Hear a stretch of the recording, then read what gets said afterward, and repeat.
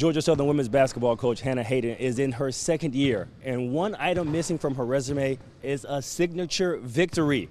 Well, they had a chance against Arkansas State to deliver a marquee win. Georgia Southern came out in the first half and made a statement. They scored the first 11 points of the contest, and as we go to the second quarter, Kashaya Anderson makes the three ball. Georgia Southern led by 15, 39-24 at the half. In the third quarter, Georgia Southern got off to a good start as well. Jamiria Jones has a nice finish at the rim, but Georgia Southern let Arkansas State get back into the contest. This three made it a three-point ball game, 45-42. But out to the basket, Arkansas State whistled for a technical foul, and Georgia Southern outscores Arkansas State 12-4 for the remainder of the period. Georgia Southern put the game away early in the fourth quarter, scoring the first 6 points as they go on to win 69-60.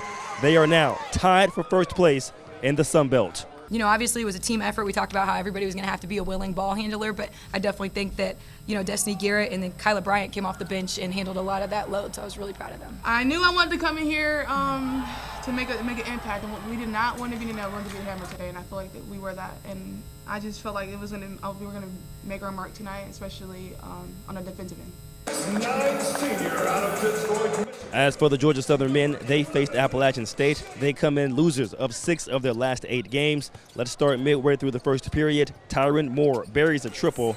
Georgia Southern was 4 of 15 in the first half from behind the arc. This cut their deficit to 5.